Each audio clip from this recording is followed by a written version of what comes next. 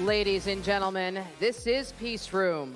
Please welcome host of the War Room, Steve Bannon.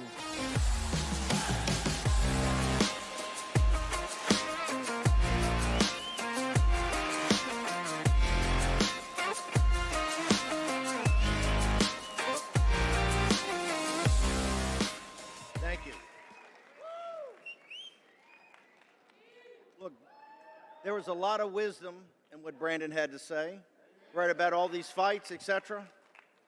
And that's going to be worked out. The most important people here are you.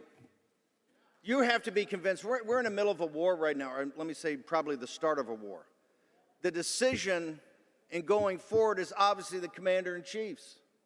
But people have to have his back, and you're only going to do that with full information. You have to be convinced that this is the right thing to do, particularly now that we're on the eve of potentially the insertion of American combat troops. Your sons, daughters, granddaughters, grandsons could be on Karg Island or be holding a beachhead down by the Strait of Hormuz, a place I had the pleasure of transiting on a Navy destroyer back in 1980. And let me tell you, it looks like the surface of the moon. It couldn't be more foreign to folks in the United States. But as all this debate goes on and, who's right, who's wrong, what's going to happen, it's a debate that has to happen. We have work to do, and we have work to do today. In a room next door, there are 150 grassroots leaders in the state of Texas that have brought about one of the biggest changes in this country. They passed a Proposition 10 to ban Sharia law in the state of Texas. Starting with no resources and no support. They got almost 2 million votes. That's the work we need today. Because I'll tell you what, a bigger threat to this country right now is in City Hall in New York City, in these mosques in North Texas.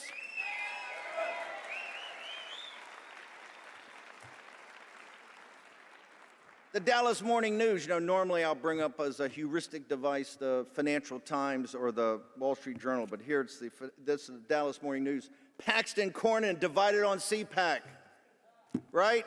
Cornyn's not coming. You know why? He didn't think you were important enough to talk to.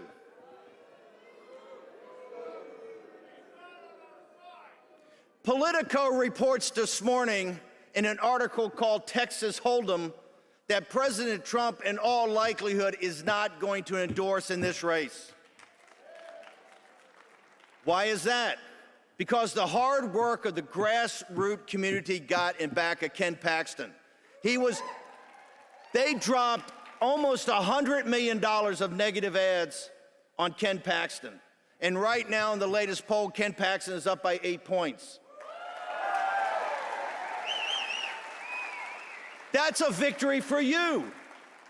Ken Paxton's emblematic of the grassroots and the MAGA movement throughout the nation. It's more than just an attorney general, more than just an individual. It was about the establishment causing a mess in the state of Texas, refusing to deal with it. And when Paxton came out and ran for the Senate, he didn't have to be defeated. He had to be destroyed. Just like they tried to destroy Donald Trump. And you had his back. And that's why Paxton is grinding this out to victory.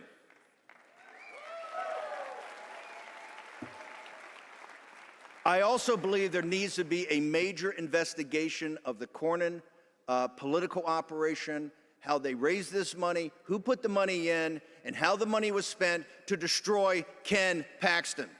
It's not acceptable. The grassroots are winning all over the place. Look in the state of Virginia, the Commonwealth of Virginia. They're trying to shift the House to be 10-1. The Republican establishment there absolutely, epically failed, and then Youngkin walked away after a horrible, horrible putting forward a campaign this last election cycle. The grassroots under Jeff Ryer, a grassroots chairman of the GOP in Virginia and the Commonwealth, have got thousands of grassroots volunteers, people just like yourself, going door to door right now. And Spanberger's landslide on April 21st looks like she could be defeated. So her entire plan to flip the House and impeach Trump and become Newsom's vice president is being thwarted right now by grassroots people. In a courtroom in Georgia right now, they've got the toughest, most expensive lawyers from the left, Norm Eisen and Abby Lowell, in a 5-hour evidentiary hearing. What?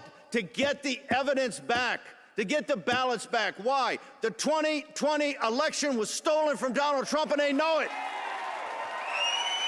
You think they have them down there and just like in this room, grassroots people fought for 6 years. They threatened them with prison. They threatened them with bankruptcy. They threatened them to lose their jobs, lose their families, all of it. And those heroes stood in the breach. And now we have the evidence. We have the evidence that the Republican establishment did not want you to see, that the 2020 election was stolen from Trump.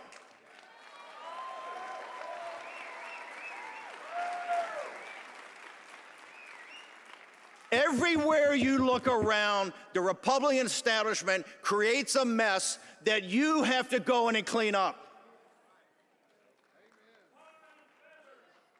Amen, brother. Too good for him. Victory begets victory.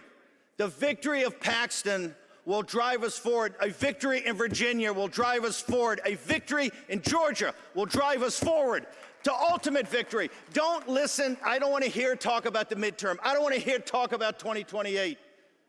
There are decades in which nothing happens, and there are weeks in which decades happen. We're in those weeks, one after the other, after the other, after the other. You put your shoulder to the wheel, and we are going to win.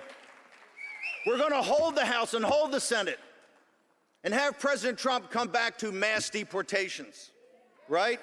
Mass deportations, to unchain Bobby Kennedy, who you're going to hear tomorrow. We have the right policies. We just need the resolve to see it through, finish what we started.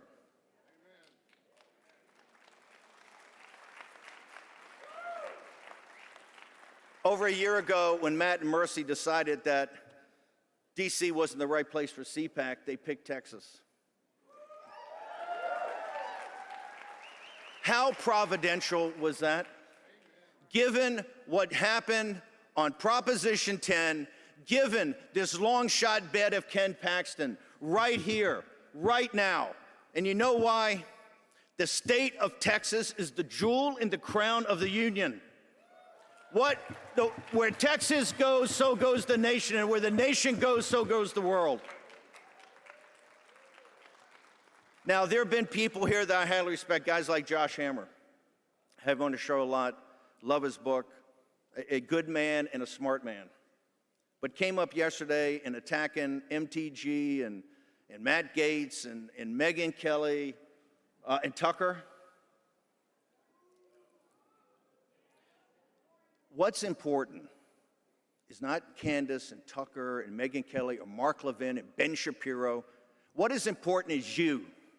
You need to come to your own conclusion, to weigh and measure the evidence, to think about the direction of this republic, to think what America First actually stands for, to think through who are our real allies and who are out for themselves. And most importantly, you need to think about a country that puts American citizens first, that American citizens have priority over everything. People are sitting there going, oh, this person didn't come, this person didn't come. Yes, there are many great people that couldn't make it. Either they didn't want to come or they're tied up running wars and looking after the country. It doesn't matter. You came. This is the power of this movement. The only way we're going to win in November is to go back what got us through in 24, what got us through in 20, what got us through in 16. Grassroots effort, going door to door to get low propensity, lower information voters, Trump supporters to the polls.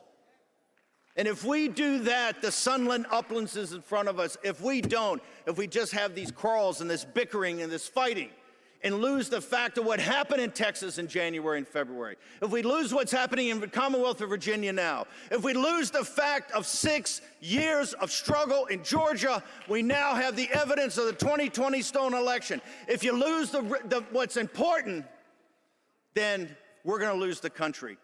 Fight on.